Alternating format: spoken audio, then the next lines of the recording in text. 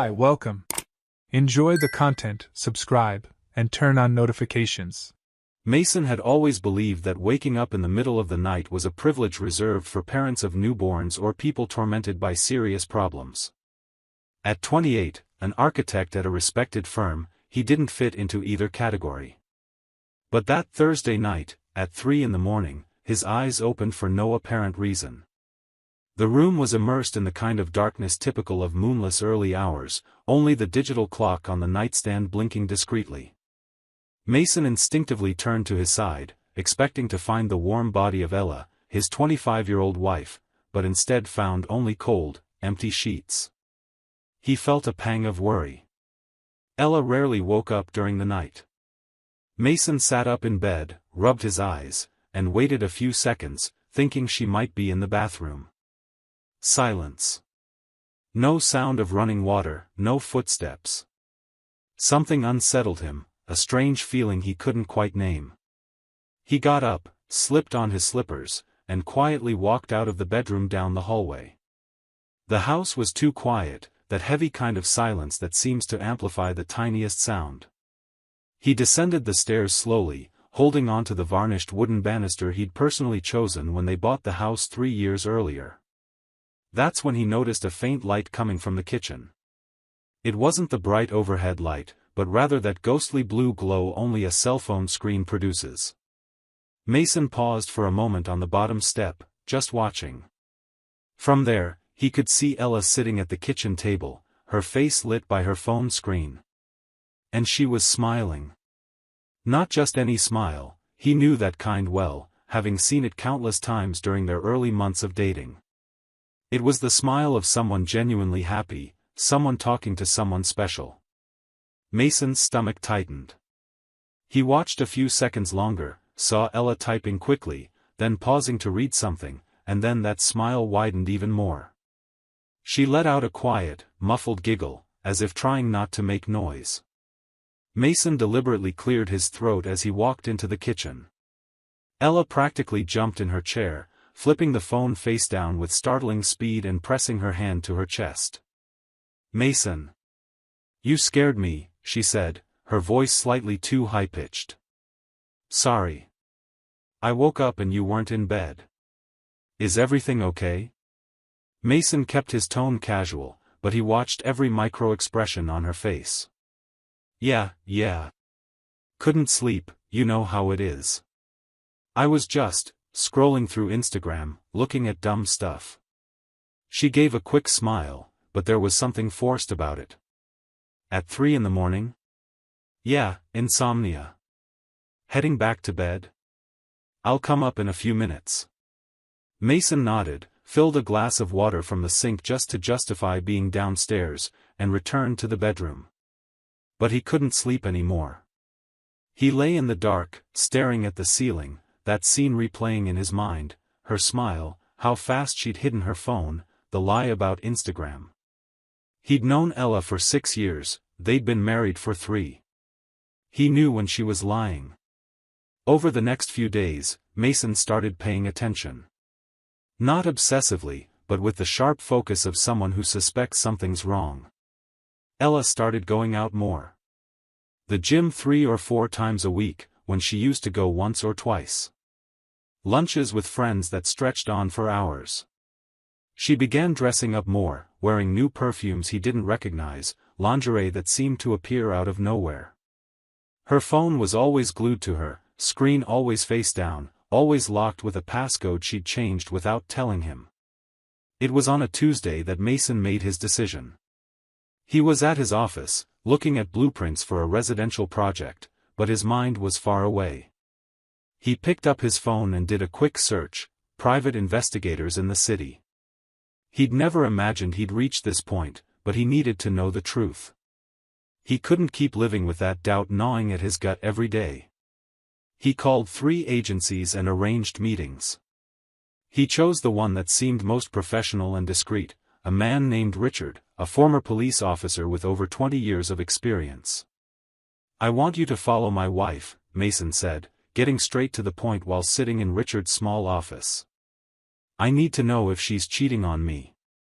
Richard nodded without showing surprise or judgment. He'd seen this hundreds of times before. He asked for details about Ella, her routine, car license plate, photos. Mason provided everything, feeling a mix of shame and determination. They worked out the terms, fees, and timelines. Richard said he'd have something in a week, maybe less. Those were the longest 6 days of Mason's life. He kept things normal at home, chatted with Ella about trivial matters, watched shows together on the couch, but he felt like he was living a lie. Or rather, living inside her lie. That following Friday, Richard called. "I've got what you need. Can we meet?" Mason left work early, made up an excuse about a client meeting, and drove to Richard's office with his heart racing. The investigator greeted him with a serious expression and placed a brown folder on the desk. "Are you sure you want to see this? Once you open it, there's no going back." "I'm sure," Mason replied, his voice firmer than he expected. Richard opened the folder and started showing him the contents. Photos, dozens of them. Ella walking into hotels with a tall, athletic man. Ella and the man holding hands in a park in another city. Ella and him kissing against the side of her car. The man had his arm around her waist, and she was looking at him the same way she used to look at Mason. There were also screenshots of messages, obtained because Ella used the same cloud backup account for the house and hadn't realized the conversations were automatically syncing. The messages were explicitly romantic, full of heart emojis, plans for meetups, and references to intimate moments. "Who is he?" Mason asked, pointing to the man in the photos. "Trevor Daniels. Professional basketball player. Starting to make a name for himself in the league, has a few lucrative sponsorship deals. From what I found out, he and your wife dated in high school. Her first love, apparently." Richard paused. They reconnected about 3 months ago, according to the messages.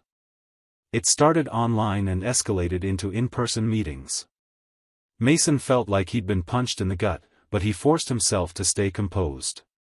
He examined every photo, read every message. One in particular made him clench his fists. Ella had written, "I never should have let you go. Mason's a good guy, but you make me feel alive again."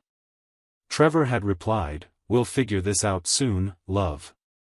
Just need a few more months for things to settle." "How much do I owe you?" Mason asked, his voice controlled. Richard quoted the amount, and Mason paid in cash, took all the copies of the evidence, and thanked him. He left carrying the folder under his arm and got into his car. He sat behind the wheel for several long minutes, just breathing. The pain was physical, a pressure in his chest that made it hard to breathe. But beneath the pain was something colder, more calculated, anger. A cold anger that demanded action, not tears. Mason didn't go home. He went straight to his lawyer's office and scheduled an emergency meeting. He showed him everything. They discussed options, strategies, timelines. His lawyer, an experienced man named Gerald, examined each document with professional scrutiny. "You've got more than enough evidence for a favorable divorce. But from what I'm seeing here, you want more than that." "I want him to pay too," Mason said, his voice low but full of determination. "She may have betrayed me, but he knew she was married. He was fully aware of what he was doing."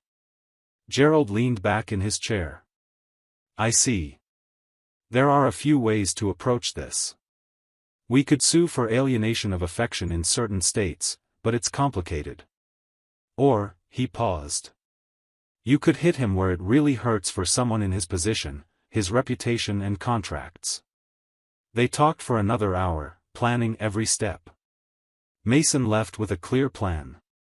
Over the next 2 days, Gerald and his team prepared a professional dossier. It wasn't just an envelope full of scandalous photos.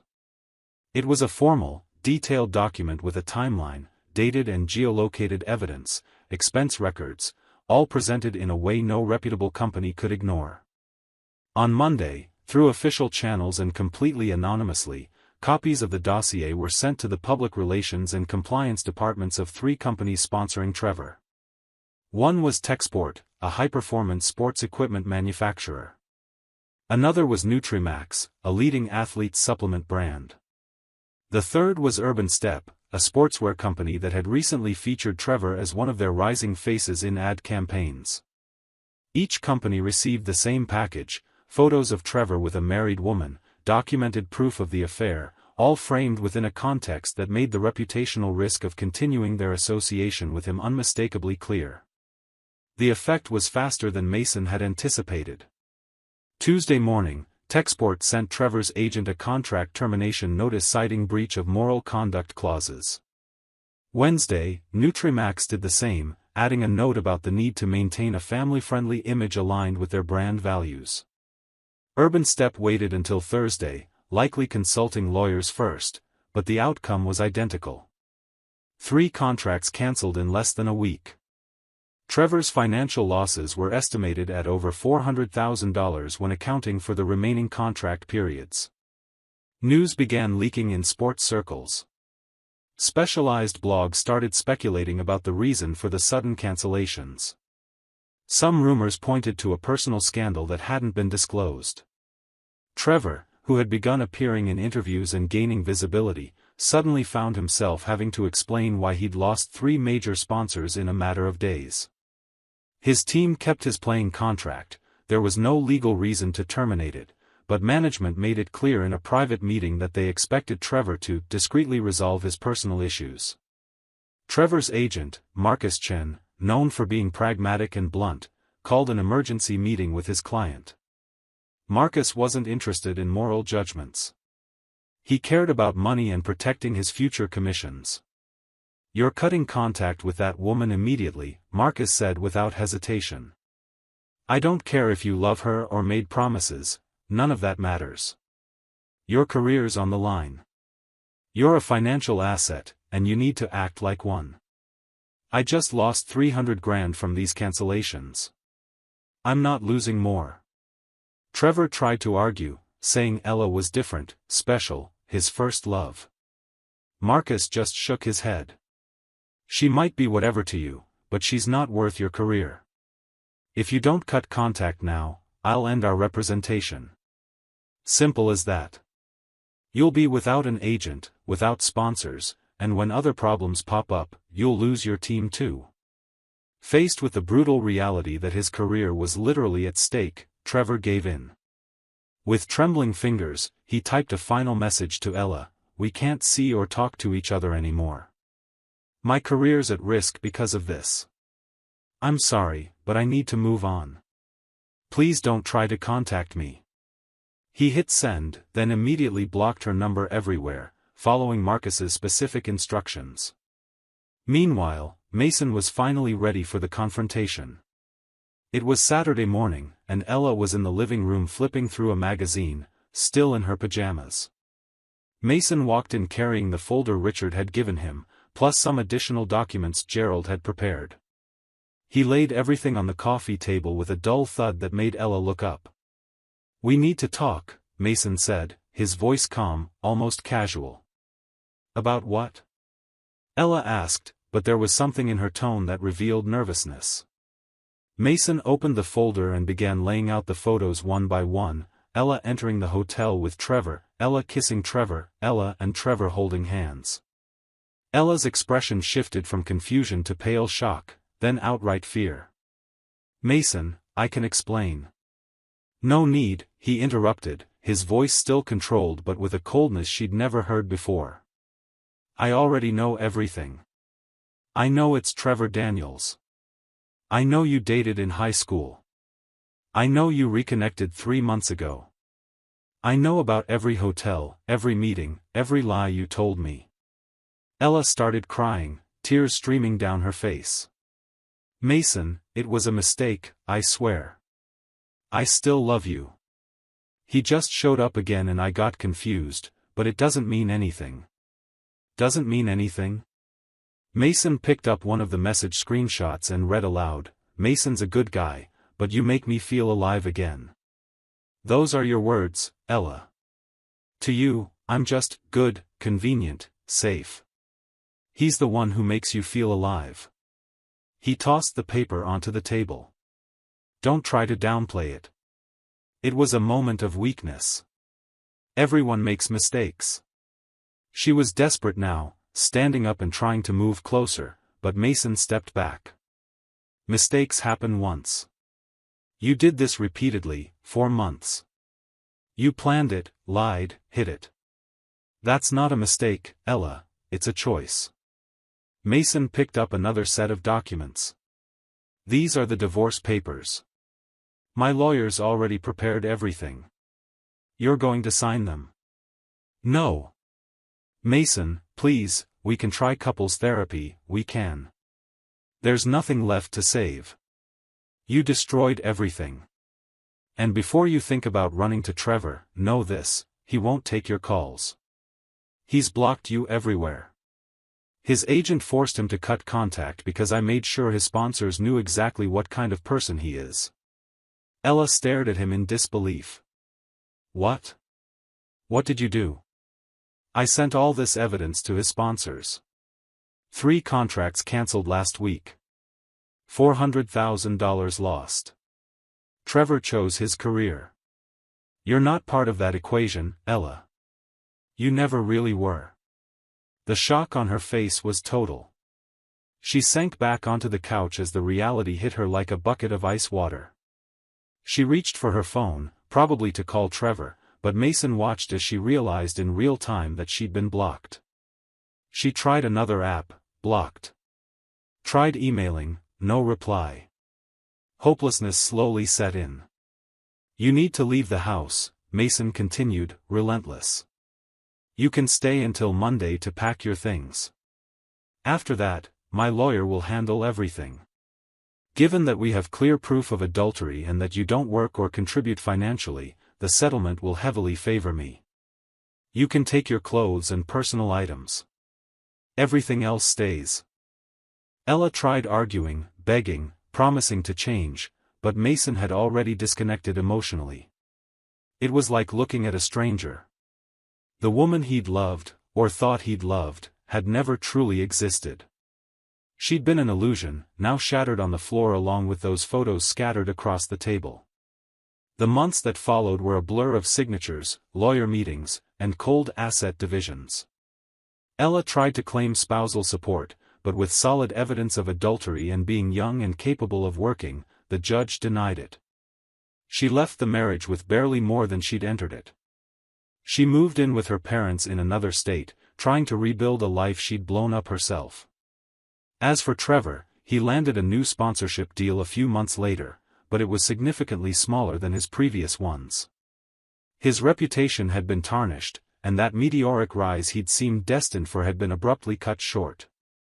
In interviews, he dodged personal questions, but the shadow of the scandal never fully faded.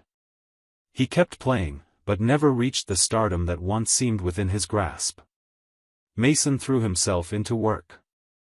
He took on bigger projects, spent longer hours at the office, using architecture as therapy. Gradually, the sharp pain turned into a scar. He started going out with friends again, accepting invitations he used to decline because of Ella. He started therapy, not because he was broken, but because he wanted to process everything in a healthy way and prevent it from defining his future relationships. 9 months after the divorce, Mason met Lauren, a 29-year-old landscape architect, at an architecture conference. They started by discussing a collaborative project, and over the following weeks, it grew into something more. Lauren was different, direct, honest, with a clear sense of what she wanted from life that Mason found refreshing. They began dating without rushing, building something on a solid foundation of real communication. One winter day, almost a year after their separation, Mason heard about Ella for the last time.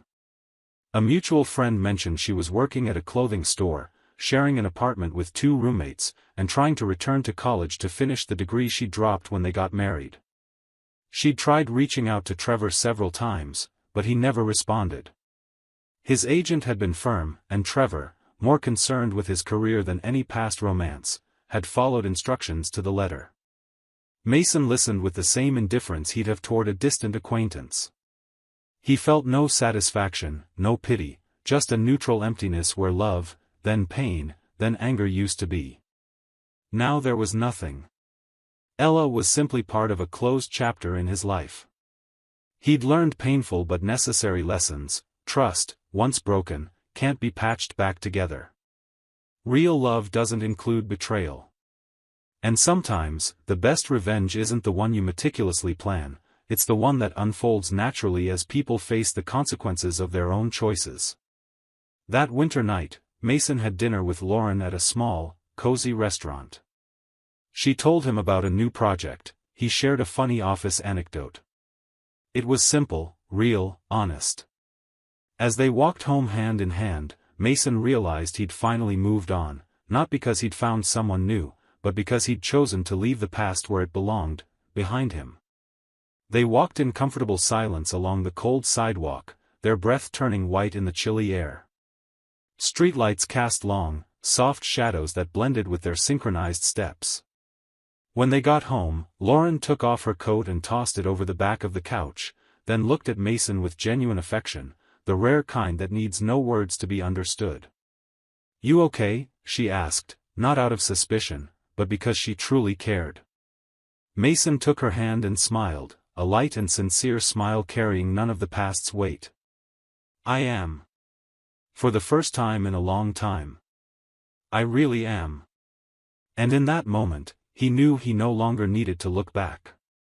Life was finally aligned with what he deserved: respect, transparency, true love. Ella, Trevor, the pain of betrayal. All of it was just a closed story. Mason closed the front door, and with it, shut the last gap the past could slip through. Now, there was only the future. And he was ready to live it. Thank you for watching the video. If you enjoyed it, don't forget to subscribe to the channel and turn on notifications so you won't miss any updates. See you next time.